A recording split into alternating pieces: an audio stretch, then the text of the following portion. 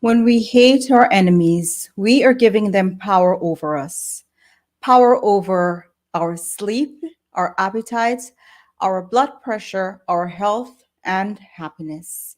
Dale Carnegie. Welcome to the Guyana Dialogue. I'm your hostess, Shamiza Ali. Good evening to everyone joining us on Facebook and YouTube. Hope everyone is having a productive week so far. Tonight, our discussion will be on public safety, police professionalization, road carnage, and prison reform. The Guyana Dialogue is being sponsored by a coordinating council of Guyanese based in the US, UK, Canada, Guyana, and the Caribbean. Funding support is by well known philanthropist Dave Narayan from Dave West Indian Imports. Please welcome my moderator for tonight, Dr. Tara Singh. Good evening, Dr. Tara, and welcome to you.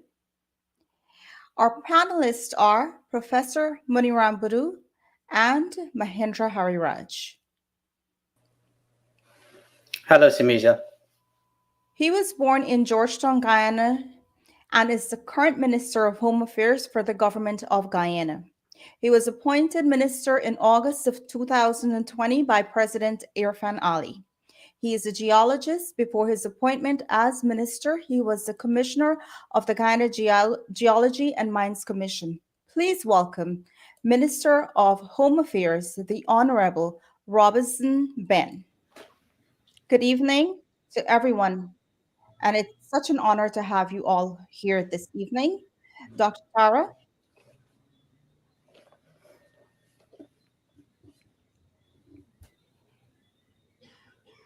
Well, good Dr. evening to Tara, we cannot everyone. hear you. If you can unmute. Also, in the last PEP government, Minister Benn served as the Minister of Works. Okay. Minister, welcome. We are happy to have you here. We know you're very busy. You have a very huge ministry, traffic department, crime, the prison system, etc. But before we start to ask you to speak a little about the violent crime situation in particular, we'd like you to make some statements or comment on the what seem to be fashionable in some opposition elements about the Guyana is an emerging apartheid state. If you can please make some comments on that. Well, I'd hope that topic would not have been raised because it might give it some traction in terms of the very minuscule level or number of persons who actually believe such a ridiculous statement, who may want to believe or may find some attraction to it. There may be some political attraction to it in particular quarters. Um, I've had the opportunity to go to South Africa after the change. And even today, the impacts of apartheid in that state, country, and apartheid, which codified in the laws of South Africa, are still felt today, even while they're having developments overcome what they're calling their rainbow nation now. Um, I've also had opportunity while studying geology in Germany to live with Palestinian students. And I was able to talk with them and also to, the fact they're living on the West Bank and the Gaza Strip, that their people were driven out of their homes and all they had left were the keys. The grandfathers had the keys to their homes, which were taken over by other people. And so this issue of this ridiculous issue of people mouthing on about an apartheid state in all places, of course, like Guyana, is way out of this world and far away from reality. It is true that we have challenges in respect of our colonial history, in respect of how we were made to develop differently, the divide and rule under the British. But in spite of that, in spite of Guyana at the beginning, I think would have been a difficult proposition at the time of the persons who believed in and thought that we could develop a country of our own, independent and free. Uh, there were issues in relation to bringing the communities together. But in spite of that, we've always somehow lived together, and we are joined at the hip, if not at the brain. Um, I am quite certain that given the fact that we have gone to each other's schools, we live in the school, we work and live in communities together, which are fairly mixed, despite the problems of the 60s, uh, there is no emerging or developing apartheid state in Guyana. It's a ridiculous statement. It is a statement made by those who have a vested interest in creating divisions in Guyana. Uh, there are a particular portion, I think, of the political spectrum who try to create a vote bank, as it were, by making ridiculous statements, by trying to keep our people separate and apart, uh, to keep themselves somehow going as a political party or grouping. And so this question about apartheid state is not visible, not evident in the way that our country is being developed and in the opportunities people are given. Those persons who do not want to join up, who are fearful, who have perhaps sometimes have been displaced in national development or economic development, uh, are trying to get traction with it. But there are reasons for the way our country has developed. There are reasons for the way where we have disparate participation of one grouping or another. But despite all of that, we have a country where people are more and more interested in coming together. Most Guyanese families, even if they are of one race or the other, have relations in other groupings. I could speak of my own family. We have relations, we have relatives who don't look like me.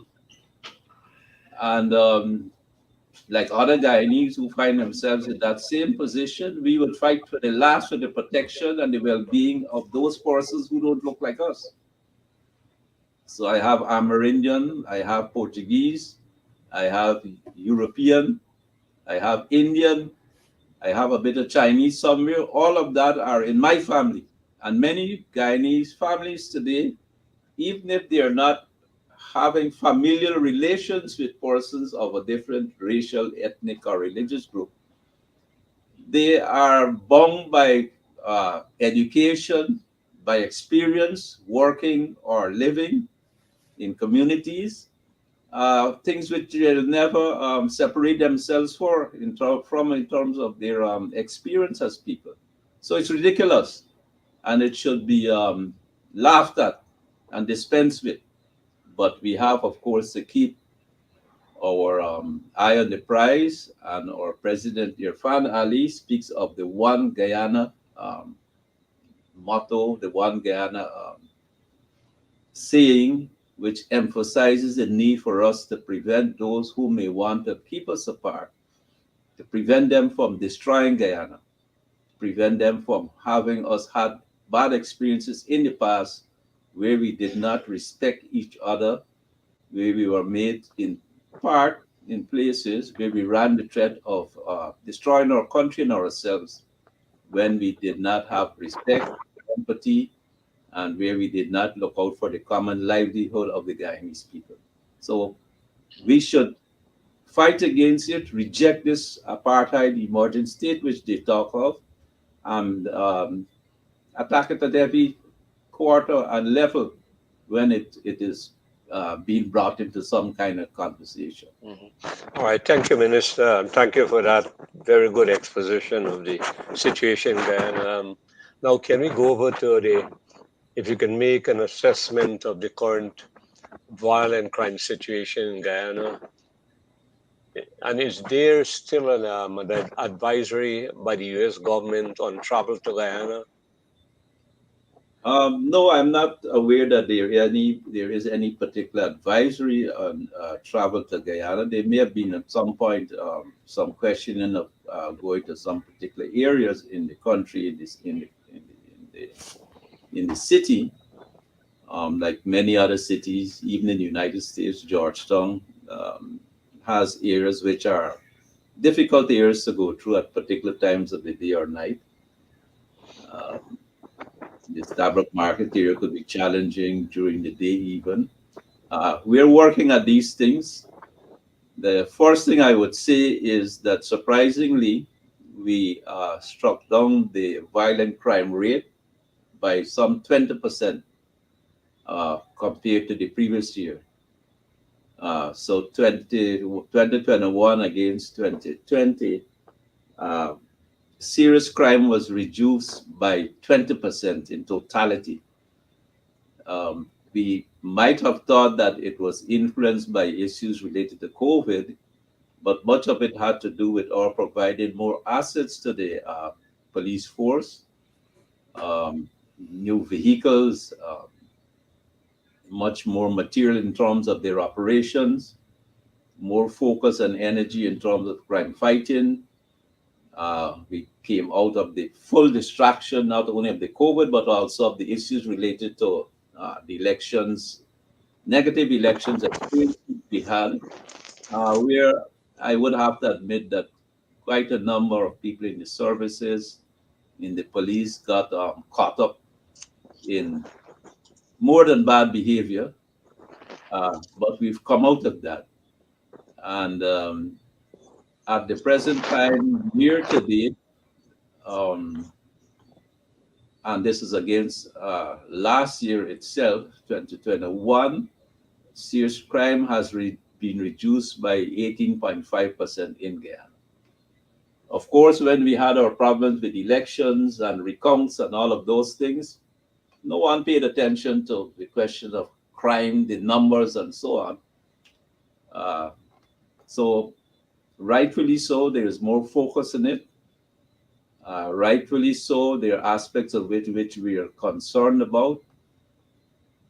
Rightfully so, there are issues related to gun crime, um, burglaries, and other issues related to narcotics trafficking and the associated things which comes along with those.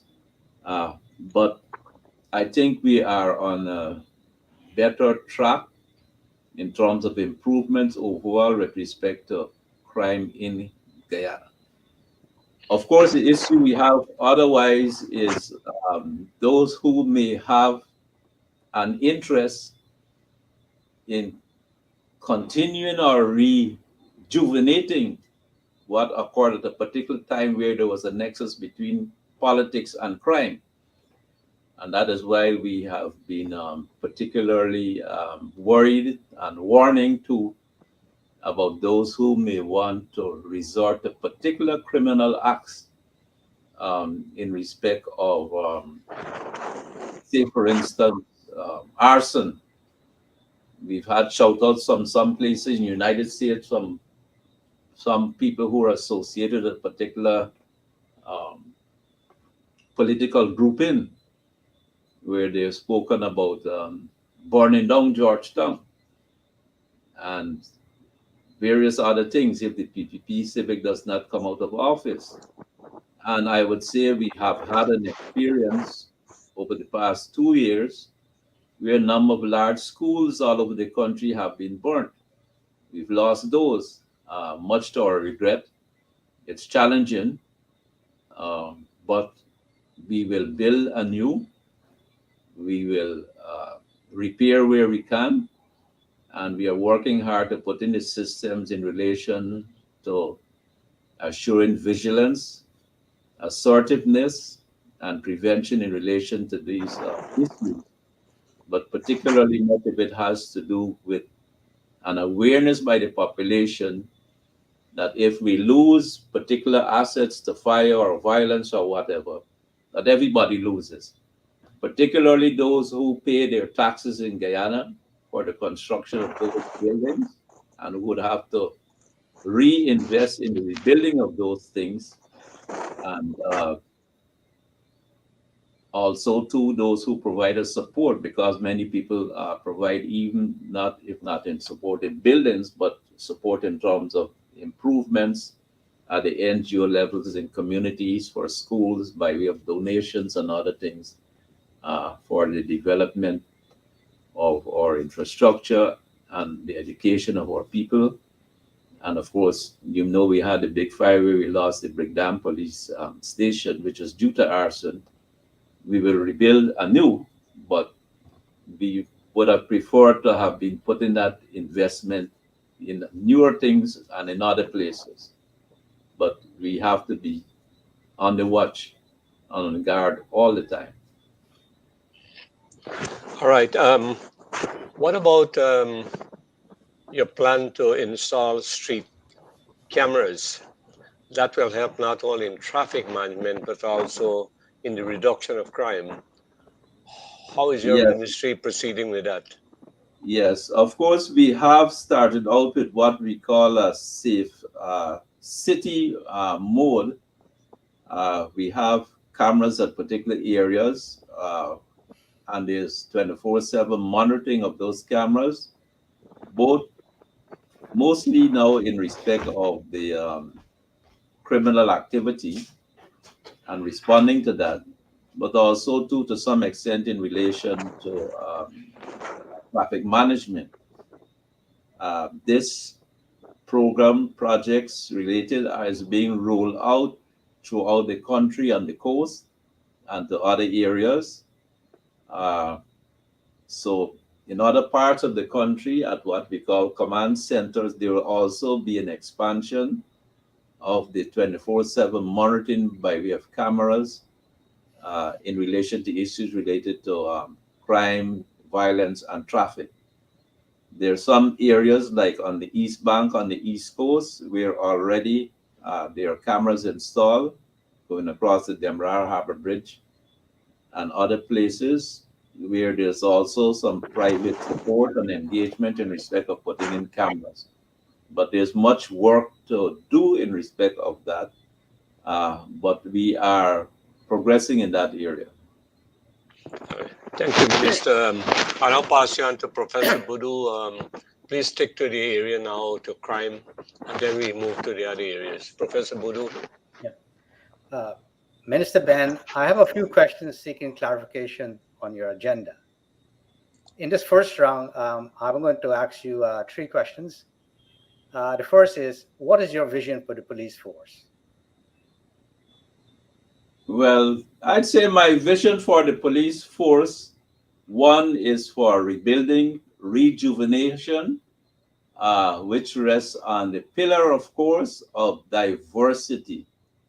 I have a strong position where I feel unless we have diverse policing and other, of course, for other agencies too, in the fire and the prison service, that we won't arrive to the point of empathy and caring for each other unless we have full participation of various groupings, religions, ethnicities in these groupings. This would speak perhaps also to even in the, say, in the interior of the country and in particular communities where, say, the police would not be viewed perhaps as an occupying force or power, disdainful, coastlanders are there. We don't have a particular care or interest in learning how people live, what language they speak, because if we go to the Wapishana or Makoshi territory, the Patamonas, they speak different languages. And if we don't learn to speak the way of and appreciate the way of life, their challenges of life, we'll never be able to bring the communities along in terms of policing and security. And then, of course, we will continue to be viewed as predatory on the population and the people, even on the coast, amongst ourselves. So the important thing for us is diversity. Diversity will bring along professionalism. It will bring along the, the, the, the platforms for which we could do the reform of the Guyana police force. We're working hard at issues of reform. We have quite a large number of studies in relation to, as to how the reform should proceed. Uh, Other than bringing in a few experts, there's a lot of training which is ongoing overseas and in Guyana itself relating to issues, domestic violence, uh, the care of juvenile offenders, um, or attitude to each other, and which is why I said we are going to be putting in cameras in all the police stations. So where there's contact between the police and the population, there will be cameras which will be recording that engagement. And we're talking the talk about how when people come to the police station, how they're treated, whether they're chased out, whether their information is taken down, whether there's a safe space for women who are suffering from domestic abuse or for children who may have issues under the law. So the issue is to make policing professional and not personal. It's heavily personalized. It's very disdainful. Not that there aren't many, many good policing, but the negatives are sometimes overwhelming and surprising and even ridiculous at times, comical sometimes. So um, the thing to do, and it wouldn't happen overnight. We can't wave a magic wand on it. But I think with the new leadership we have in the police force, a new vision, a new approach to the issue of making our policing better, we're moving along the pathway to making things much better. Now, how much of that vision you hope to accomplish before the next election? Well, the next election is March the 30th, I heard today, the local government elections. We're working at it. In terms of the national elections, I think that we'll make more than an incipient movement in terms of the question of diversity and professionalism. Things will always happen. Uh, we have still some, well, much of it, cultural approaches and attitudes to each other. Um, Perhaps an entitled and superior attitude sometimes when we arrive in public office, and it transcends into the bad and poor ways in which we treat the population whom we have to serve. Uh, we forget, or maybe we don't understand, the motto of the police is service and protection. And I have to say, and I have to repeat, that a large part of the problem is the ignoring of proper and professional policing, even in the period of the last government, that the proper professional policing, that which existed, was severely undermined. And the police were not prepared to and did not have the means to do effective crime fighting and policing. When we came back into government, one of the first things our President Irfan uh, had us work at was bringing in a large number of new vehicles for the police. There weren't 10 vehicles which, for the entire police force, which could be properly used to fight crime. I think we brought in 65 or some number at the beginning, and then we brought in 30 or 40 or more motorbikes, and then we brought in a new set of vehicles. That is having an impact, but some of the negative things still continue to happen, which sometimes will happen in a very large organization with a large footprint over a large country. Um, uh, Relatively speaking, with a low population and challenges, given the fact that in the interior and other places there are stresses out there and challenges which may not be perceived by other people in position.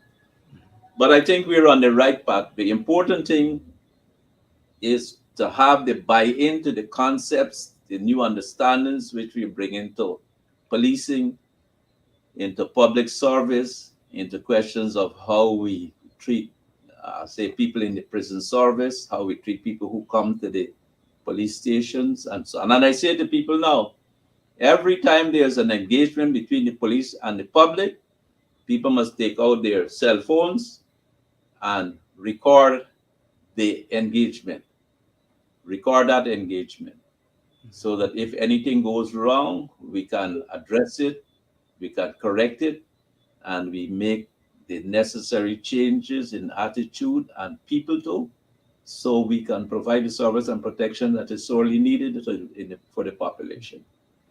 Now, the last question, Minister, is trust is a very key ingredient for policing. It has always been a problem, and it's not unique to Guyana. I mean, many parts of the world, uh, people tend to distrust the police. What are you doing to ensure that the police force in Guyana enforce the laws without prejudice, bribery, and intimidation? These difficulties, these challenges, as I said, will not go away immediately and even for some time. I spoke of the need for us developing programs and working continuously at ensuring we develop ways in which we respect each other more, we have empathy, we have a professional police force where and police men and women all the time where they don't view the job as personal. Much of the problem is where we bring in our personal views, our attitudes, and so on into the job, where in fact, while in fact the job is a professional job.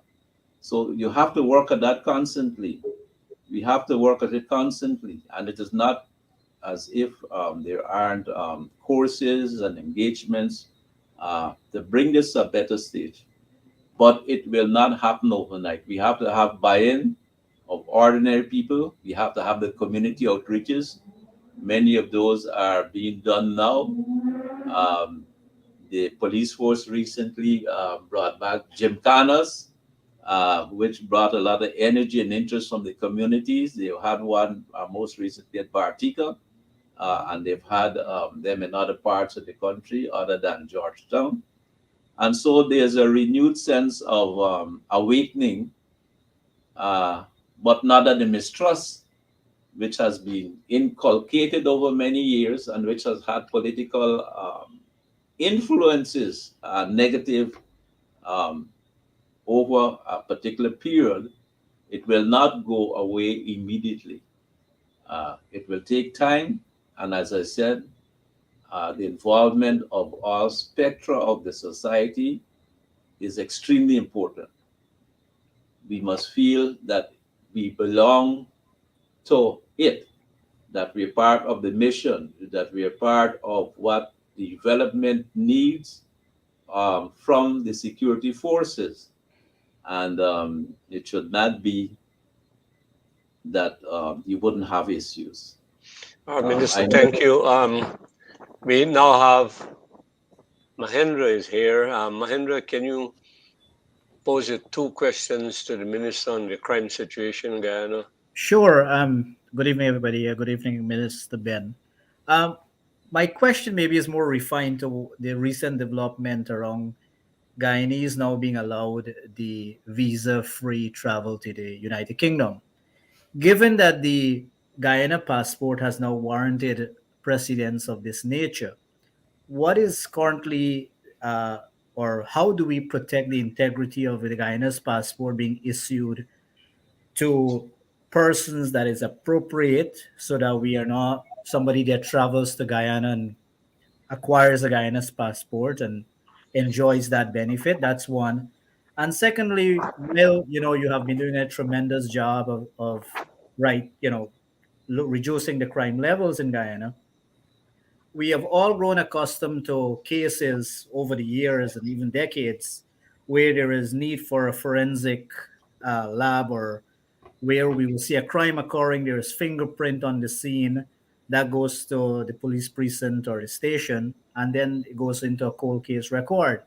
Is there any plans or policies or investment in this area to get the necessary equipment in Guyana that allows, or the administration or the enforcement of the law here, to have biometrics capability, a forensic lab? And the last question I'll ask surrounding gun license: we have a growing economy, we have an infusion of investors and investment. What is the process around acquiring a gun license? I would have known of several cases where persons would have applied for a gun license. I understand the police has to exercise its due diligence in ensuring guns are placed in the right hands.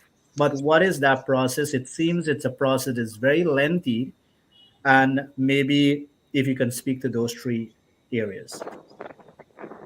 Well, just to say about the issue of the passports, it is you have to be a Guyanese to obtain a Guyanese passport, or if you're a Commonwealth citizen, there are ways after 5 or 7 years to be naturalized as a Guyanese, or if you have resided in Guyana for a particular period of time. I would say it's not easy to get a Guyana passport. If there are really no underhand ways of getting a Guyana passport.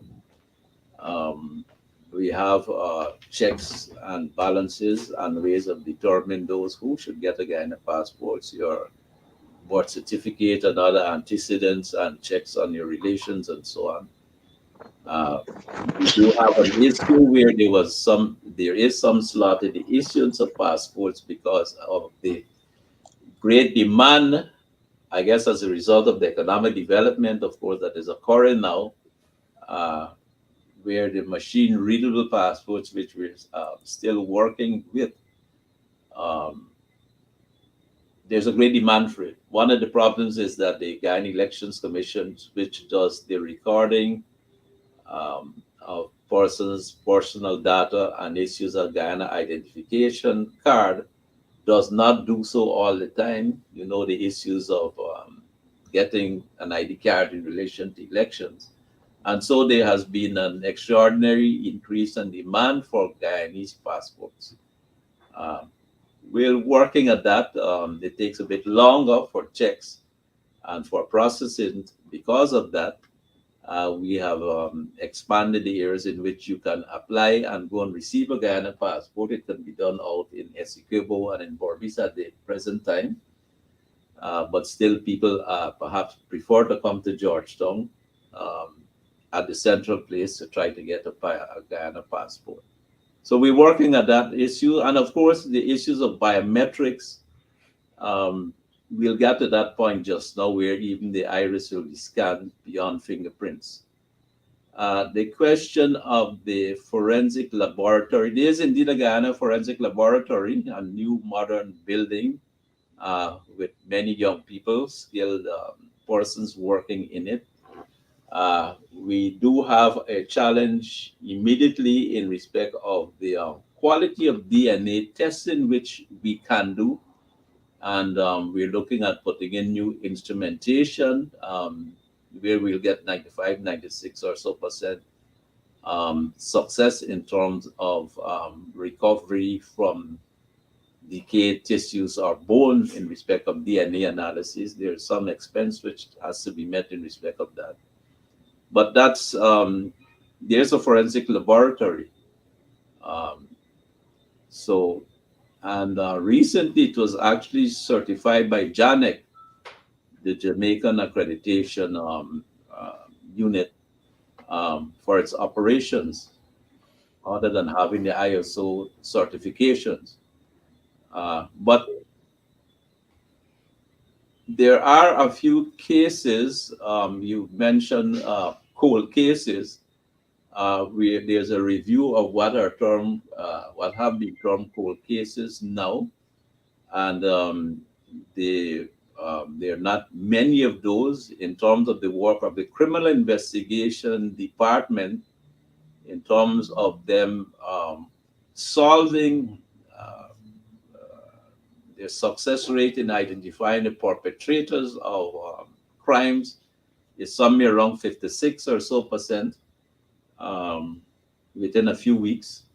Uh, but of course, there are old cases and other issues which still have to be overcome in terms of identification and determine what the issues in relation to some particular cases which are difficult.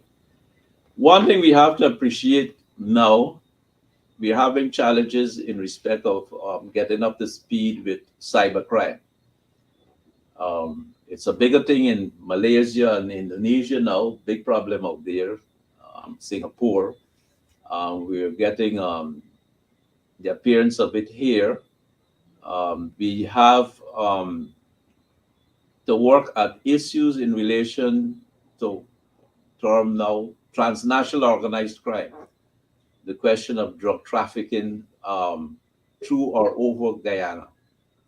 Uh, we've been having success rates in terms of knocking down, in terms of getting, capturing cocaine, planes, marijuana, ganja, and other things, uh, and the money laundering issues related to that. But um, given the or size of our border, the nature of the crime, the fact that the persons who are behind all of this are buffered all along the way in respect of it, makes it difficult to resolve. And I complain when I go to use a word, I complain when I go to conferences and we lecture that. And I say that Guyana is not a user of well, not much marijuana anyway, given the volume which seem to be captured every now and again. But the cocaine and other things which are going through these areas are not being consumed by Guyanese. And even in the port of Rotterdam and in Europe itself, they said they only find 10% of the cocaine and other materials which are smuggled into Europe. And it's the same thing for North America. We spend tremendous resources by our own standards in terms of fighting cocaine trafficking and arms trafficking. And we keep talking about more assets, more coverage, aerial coverage of the areas and other assets to be able to make our fight more efficacious. But I'd say it is more a problem which is imposed upon us because the markets for these things are not in Guyana. We are more victims of the problem. We don't produce it, we don't use it, and it goes through in some measure. And of course, we're not the biggest places where it's transited in the Latin American Caribbean area. But in terms of the effort we have to put into it, it's pretty costly, but we're having successes.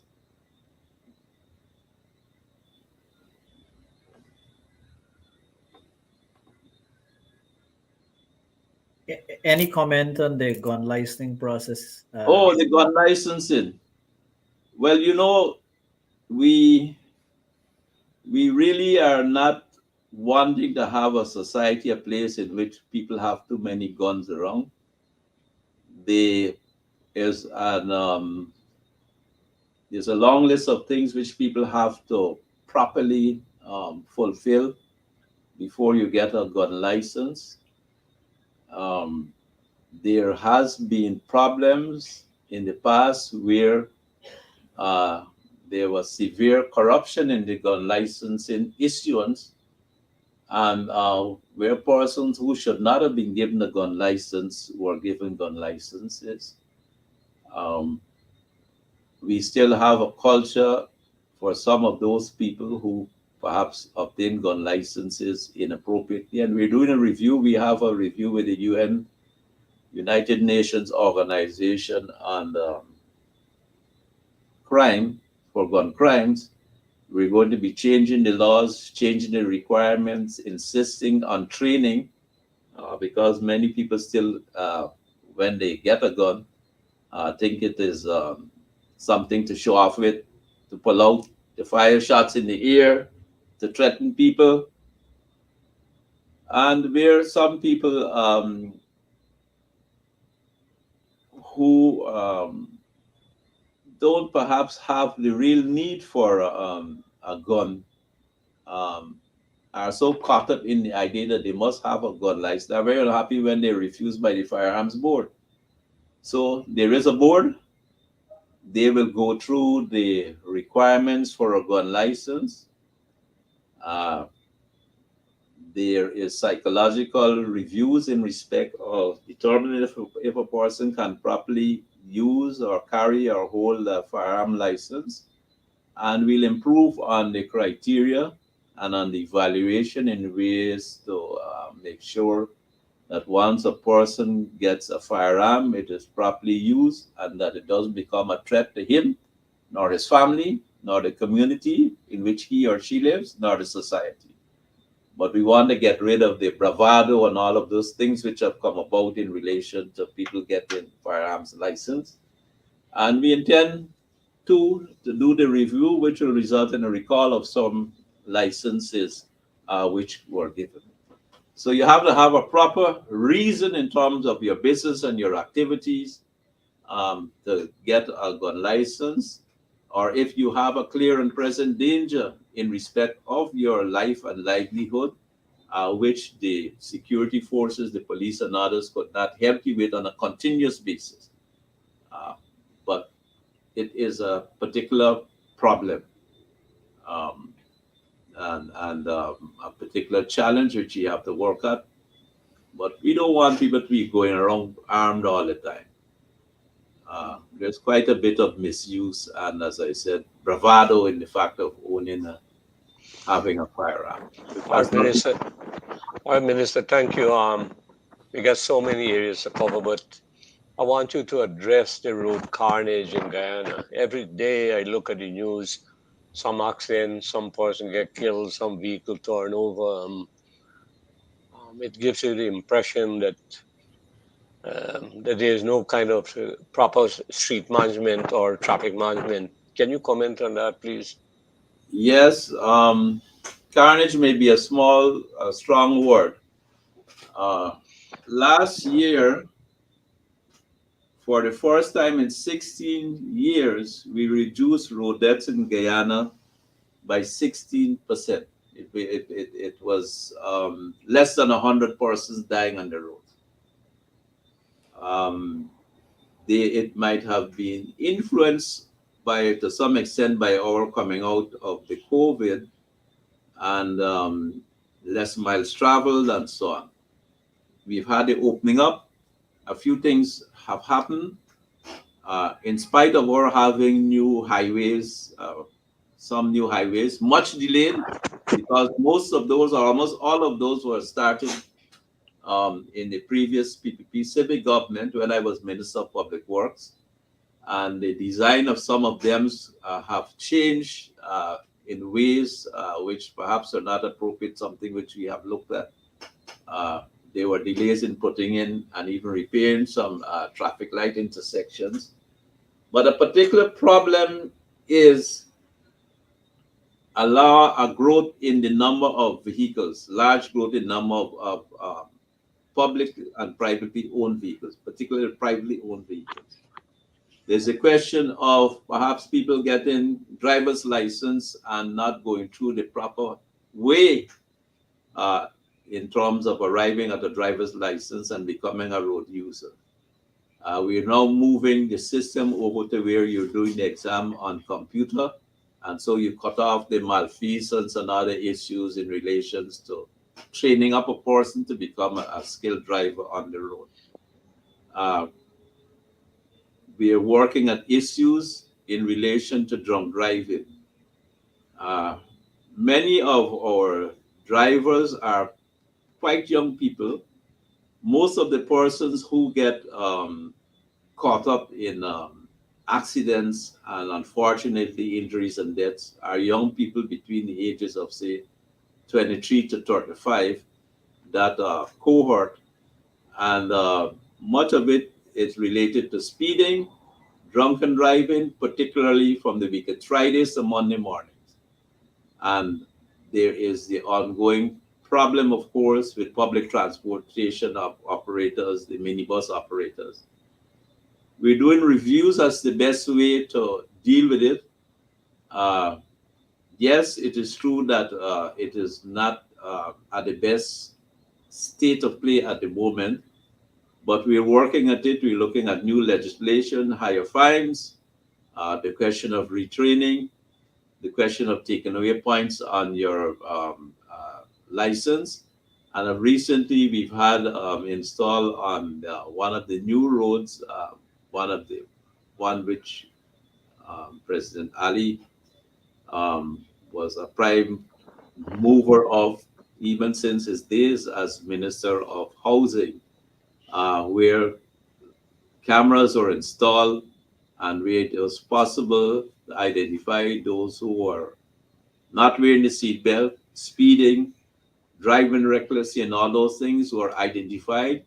And some public relations information was given out in relation to that so that there's awareness that this is coming, that the tickets will meet you at home um, in respect of these issues as we go forward. But yes, it's a big challenge.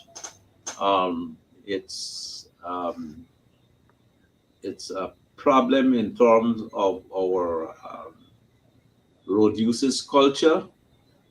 Um, we are we are again higher than the year-to-date figure in terms of road deaths than we were last year. I think we are 15 or 16% higher. Um, and again, our question of awareness, sanctioning, checking, proper policing, in terms of road traffic policing has our effort has to be improved, and we have to keep working at this particular problem. Right. Professor Buri, you have one question, and then Mahindra one question, then we move on because Uh, time is. Minister Ben, is road rage a problem? Yes, there is that. There are instances where you see people get into a collision on the road, sometimes even a minor collision, and people get very angry, um, not knowing or accepting who is at fault. And there are also situations where people are driving a vehicle and get into an accident and then abandon it, and then the police have the difficulty in determining who was driving or what was going on. So, but yes, there is some amount of road rage. But I say generally, most people would try to talk with each other and try to settle or resolve the matter without too much fuss. But yes, there is some amount of anger and occasionally fights, scuffling when you have an accident. Yeah, Mahindra. Yeah, quickly, you spoke about installation of cameras in the police station. I know there was news about testing cameras and police officer. Where is that process? And is that an area that the government and your ministry is looking to invest further in? Yes, you're talking about the body cameras, I believe. Yes, a Correct. number of policemen have been given body cameras. We're buying in more body cameras. So that going forward in the next year or two, you will be really a normal thing for a policeman on the streets to have. Yes, body cameras um, for their engagement, their actions out in the field. Um, I'd say, in spite of all that we're seeing and hearing about, there is indeed a new culture, incipient perhaps, but there's a new attitude out there. There's a new willingness to be better, but we have to overcome some cultural and relational attitudes and approaches to the job and to the job and how we see the job. We're not empathetic. We're not service oriented. We have to arrive at those positions by putting in a lot of hard work. And as I said, particularly the police, the question of the reform in policing. All right, thank you, Minister. Let's move on quickly to prison reform. First of all, the site of the Georgetown prison. I know there is some discussion that you should relocate it. Is that still on the drawing board? Yes, there's still an ongoing discussion as to the best place for a prison related to the city. The Georgetown Camp Street prison has been an historic site and a dominant position in the center of the city there. But I would say we're moving uh, to have, and in fact, we've completed two large modules for improving the housing of prisoners at Lusignan. There are going to be three large new modules or phases, um, which should be all completed by the end of this year. Hopefully, within 3 weeks or so, we'll be moving prisoners over into the first of the new modules. Um, we are, we've completed a well, we've completed a water treatment plant, we've put in a new kitchen, we're building a new women's prison there too. We are building a school there for the prisoners. So we're moving from merely a prison system and approach to a more correctional, rehabilitative posture in respect of prison. We have inherited a fairly difficult situation in relation to the prisons. You know, under the last administration, the Georgetown Camp Street prison was burned down with the loss of 17, at least, prisoners. Very tragic. And also the Lusignan prison, which was out there for many years, was burned down. So we had and we still have the result is where we have a large number of prisoners are out under fairly rudimentary conditions at Lusignan in what are called holding bays. We have built a couple temporary facilities to house those on improved conditions and to reduce the overcrowding. But the change will come with the new facilities at Lusignan. And on Sunday, we visited the first of a new module, of two new modules at Mazaruni, where they will be better and use the word advisedly, modern facilities for the keeping and for the rehabilitation of the prisoners. But it's something we inherited in a very difficult and dangerous situation. We have cameras both at the locations and centrally at Georgetown and other places to monitor what's going on there. There's still issues of trafficking, um, weapons being made because in some under these crowded conditions, some amount of fear still stalks the prison. There's difficulty in separating them and all of those things.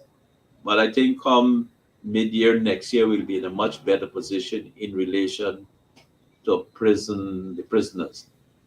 Okay, so No, just to say, if I may, in respect of, we're trying to look at ways of changing the laws where there will be more serving of community service. We're looking at having perhaps prisoners like the New Zealand model, where a person who would have committed certain categories of crime will be on a home detention with a GPS anklet on. Uh, so he will pay for the anklet and will provide for his own meals at home, but he can't get out of there unless special circumstances until his case comes up if he's on remand or for minor crimes. on community service or home detention. Those are some of the things we're looking at Yeah. to improve the situation there. Okay. When you're going to move these prisoners from Georgetown to Lusignan, who will remain in the Georgetown prison? Just the remand prisoners, or you plan to close down the Georgetown prison completely? Well, there is indeed a strong idea to remove everything from the Georgetown prison. In fact, quite a bit of investment was being made at Georgetown and had to be discontinued. Most of the persons are out at Lusignan already. Uh, and we'll come with a position just as to the best use of that footprint on Camp Street. I think unless we develop the question of virtual courts, which we are already doing, and the question of whether you necessarily need to move a person into the courts for prison, you would still need to perhaps keep a number of persons in Georgetown, if at all, but we'll work that out. We'll get to that point in time. All right, thank you. Professor Buru, your last question. Minister Benn, the last government dismissed several thousand sugar workers. Are you considering training some of these sugar workers, say, for as prison guards or to do police beat? Well, there's always that opportunity. Most people don't want to come and work in the prison system. It's a difficult job. They risk to you. So we don't have any difficulty in welcoming persons to come into the system. Nowadays, now that we're tackling the question of trafficking in prisons more stringently, we are losing more people than we're getting into the system. But we'll have to work at the training routines. And in fact, if we bring other people who are normally not in that system into the system, we have to work at how they're treated while they're being trained into the system, because there's quite a bit of forcing out. If you're different from those who have been there before or those who are there, you don't last very long. But yes, we're open to it. No difficulty with that on the question of overall diversity and empathy for the system.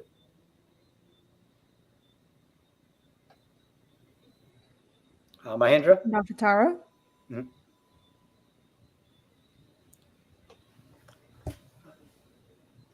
Well, since we're not hearing them, let me ask you another question, Minister Benn. Yes. Do you have an electronic system to identify, monitor, and track criminals? We have ways of identifying, and we're looking at a new system which we viewed in another country recently, where wanted persons, known characters, or the usual suspects could be identified at particular places, places or business districts, or on the streets, so that we can attend to them as necessary. It's still being worked out, and some discussion is still ongoing. But yes, we are on the path to obtain that.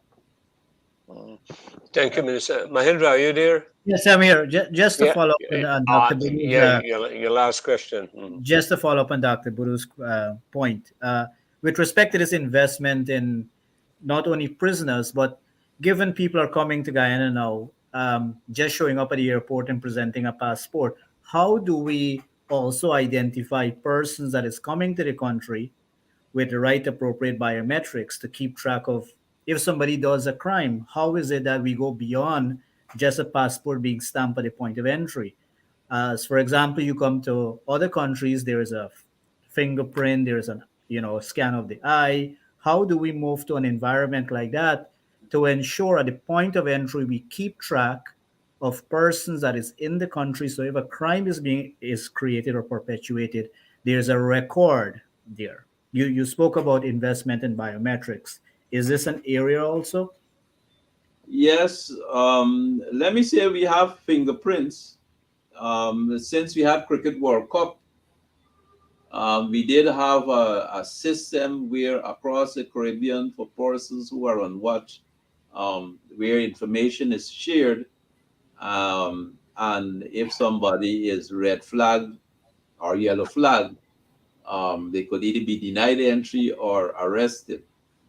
Um, they so not that the system is perfect, but now that we have the new developments, the attractiveness of oil and gas, and our economy growing, uh, we are making more investment and reviewing what our posture should be and what level of technology should be in place.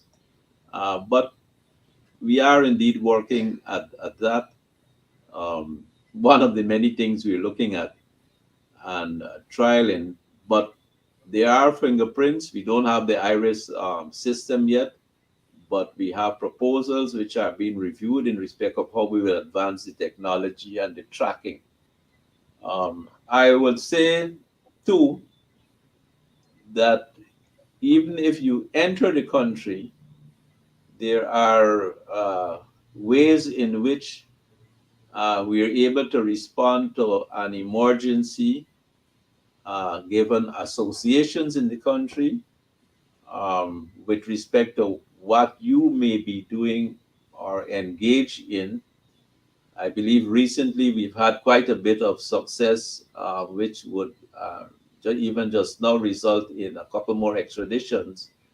Um, and we have had a different approach to persons coming from certain countries with a particular profile who otherwise would have been coming to the country. Um, and there have been refusals and there have been no appeals, and therefore a reduction in certain numbers of persons coming uh, All of right, a particular profile or character. Minister, thank you. We have reached our time. This is a very broad area you have responsibility for. We'd like you to come again. We'll invite you again to speak because there's so many other concerns and issues which the public need to know. So thank you very much. I now put you over to our host, Shamiza Ali. Thank you, Dr. Tara. We will take a few questions from our viewers. Can the minister say what is the police plans when it comes to security around schools, especially the hours that schools are dismissed? Up to yesterday, a child was stabbed by a gang member that was waiting outside the school compound. Yes, we've had a number of these occurrences, and we did have a number of problems in a school, I think, at somewhere in Kitty, where we had to respond and where the police patrols were required to pass around to keep on check of things. Um, they, I think, particularly during the COVID and just shortly thereafter, a number of kids didn't seem to finish school and were not were getting involved in issues which were not really normal for school as we knew it. Um, but this is something that we are looking at. The police operations are required to have their patrols pass by the schools, or community policing groups are required to check on the schools in the evenings. And we try to catch many of these, as many as these as we can, these problems. The thing is that we have to be able to engage in the schools and in public awareness to mitigate and to head off and to identify problem situations and persons and try to catch those before it gets bad. Uh, One of the issues we've had and which we've been quarreling about with some of our people is that we are not getting um, timely, actionable intelligence as to impending problems and persons. And this is one area which we're working at for the CPGs and the police, the CID, and others to be able to catch and to head off situations. But as I said, we've inherited a difficult situation. We've inherited police, men, persons, others who are not necessarily engaged in the professional aspects of policing and making it, um, proper and supportive and service oriented. Uh, so we will have um, spikes in different things at different times. But it's not that we're not working at these, not that we're not working at ourselves, not that we're not working with the various departments, divisions of the police and their various agencies uh, who now have different aspects of crime fighting to work at and with. And of course, I would say too, the approach to issues relating to violence, domestic violence against women and children, um, and so on. People may complain that they report several times to the police or the station that they're being assaulted or whatever, nothing is done, or questions of noise nuisance, or questions of assaults and so on. We've got to keep working at these things. Thank you. Minister, if you can go ahead and give us your closing remarks at this time. Yes, I just like to say that we welcome useful criticism, critique in relation to how we are developing. Of course, an identification of where we have made improvements, but also where we have failings.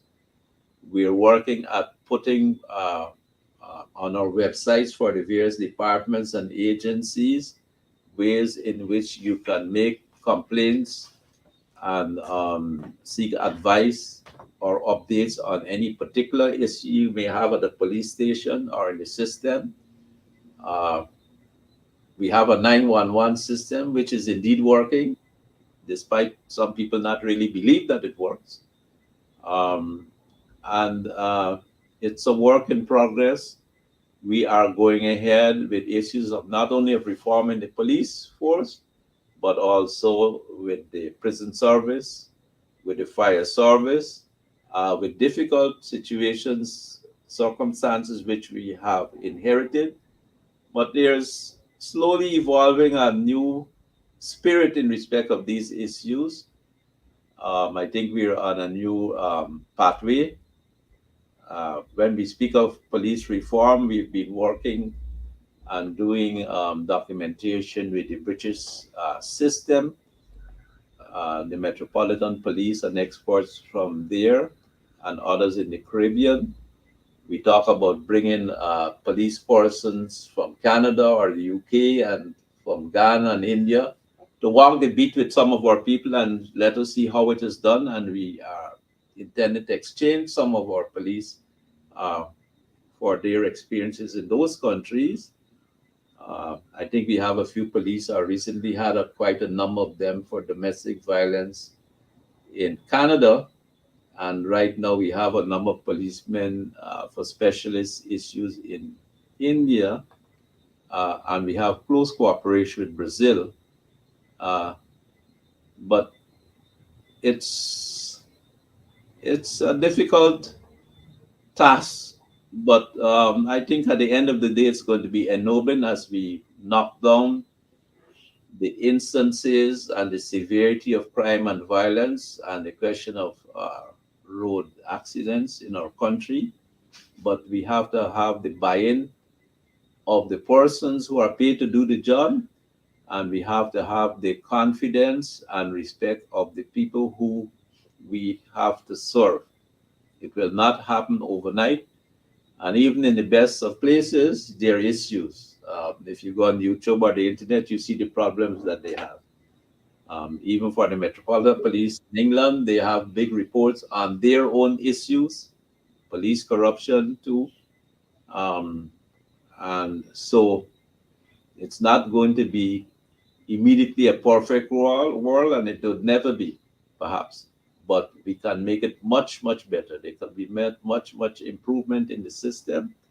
And I think that we would have significant buy-in as we go along, as we work hard at it, and we develop better empathy, better respect, uh, resident coming out of more diversity in the forces, and respect for the laws and for each other. Well said. Thank you to our panelists this evening. Thank you to our moderator, and thank you, Minister, for being here. To our viewers, thank you so much for your questions, for spending this time with us this evening. And to everyone out there that's watching us, I know there were a lot of questions this evening, but unfortunately, time only permit us to ask a few. So we will try our best to answer those questions for you. Until next time, this is the Guyana Dialogue. Good evening. Thank you.